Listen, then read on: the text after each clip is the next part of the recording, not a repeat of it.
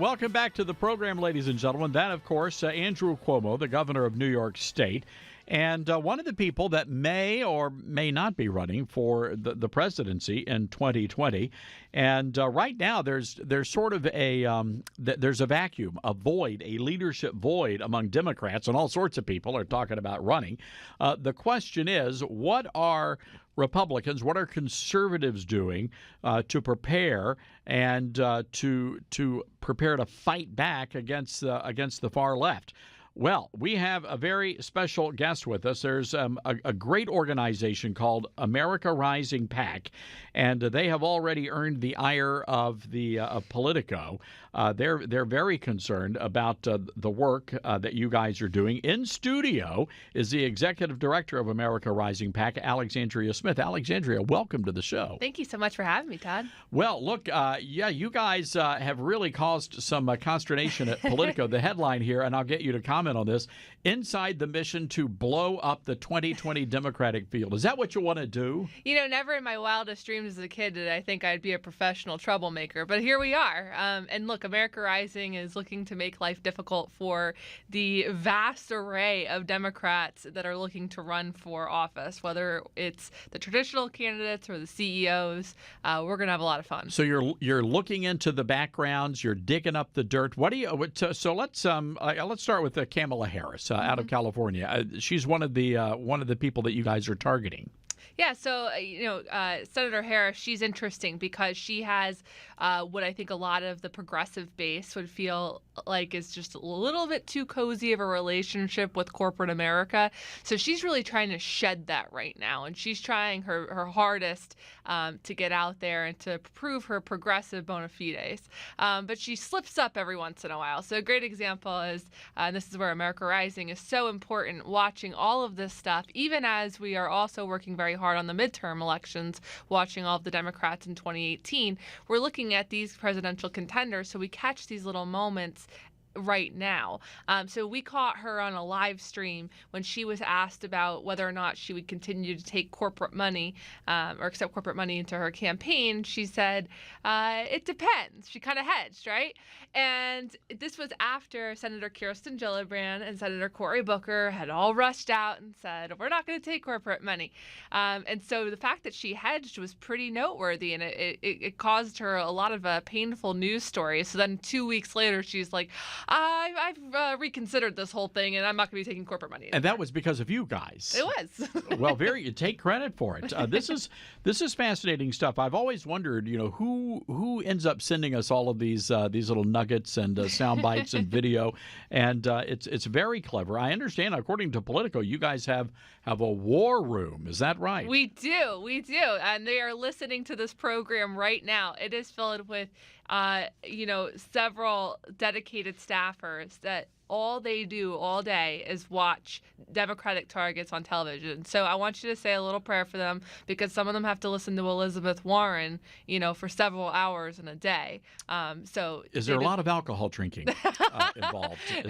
No comment. Therapy is that? I hope you have a good benefits package. The America Rising happy hours are pretty legendary. I can imagine so. I mean, having to hang out and listen to Democrats all day long. So I didn't realize this, but you guys were responsible for finding some dirt on Elizabeth Warren, the senator from Massachusetts. Yes.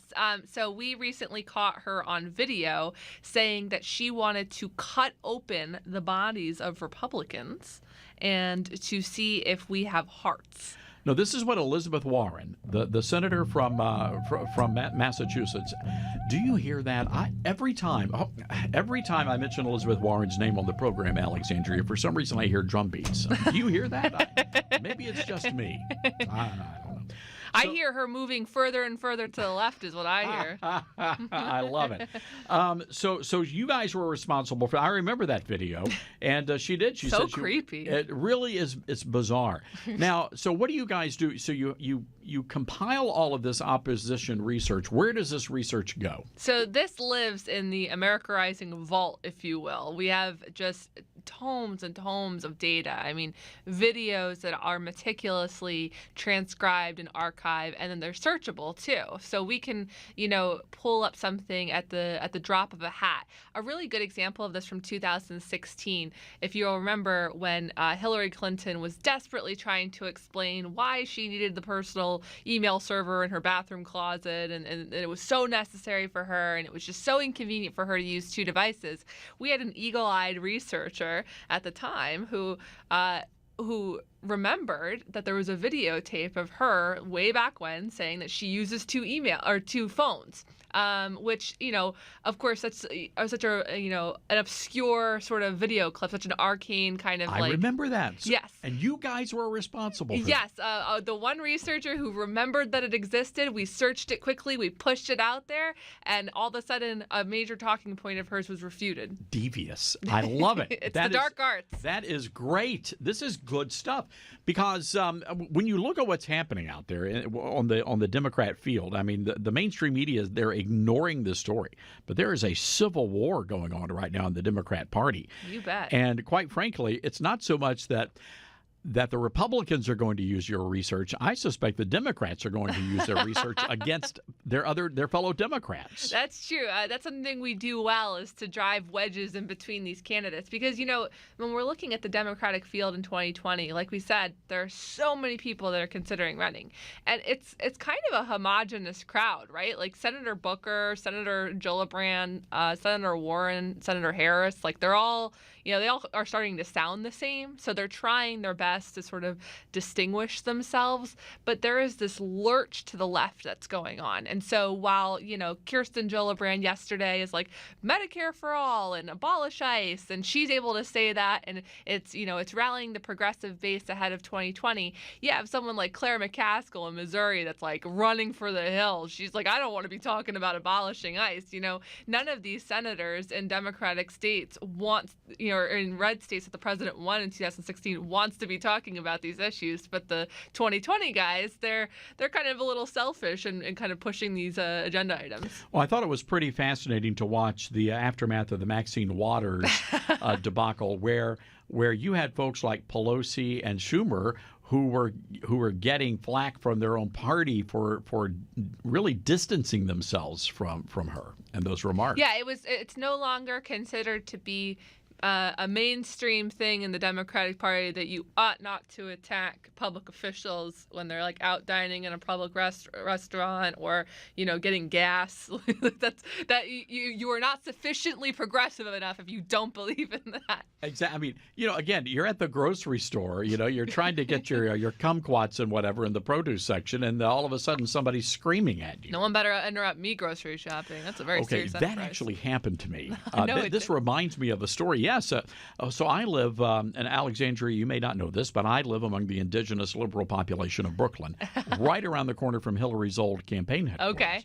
And I was out at grocery shopping. I was literally in the produce aisle, and this woman comes up to me, and she starts yelling at me. And she worked for Slate or Huffington Post or one of those far lefty organizations. She goes, "What are you doing here? What are you doing here?" I said, "Well, I live here in this neighborhood." I said, "You're darn tootin', lady." So anyway, yeah, it's an unpleasant thing. You don't want to. Well, look, I think that this just shows how extreme the Democratic Party has become. The fact that these are positions now that party leaders are getting in trouble for condemning, I think it shows just how ridiculous this race to the left has become. That, these positions that otherwise in a Democratic Party, even 10 years ago, would have been untenable. I mean, could you imagine for everything that the Democratic Party has been? Can you imagine just 10 or 20 years ago a Democrat talking about a guaranteed jobs proposition or open borders? It's unbelievable. I mean, this is not the party of Bill Clinton. Well, yes, indeed. Alexandria, we're going to have to leave it there. Congratulations. You guys are doing some great work, and we'd love to have you back on the show anytime. And if you've got one of those nuggets, you got to let us know, and we'll definitely play them here on the radio. We've got a lot of them, Todd. Excellent. Alexandria Smith, ladies and gentlemen, AmericaRisingPac.org is the website. Be sure to check them out. We'll be right back, folks.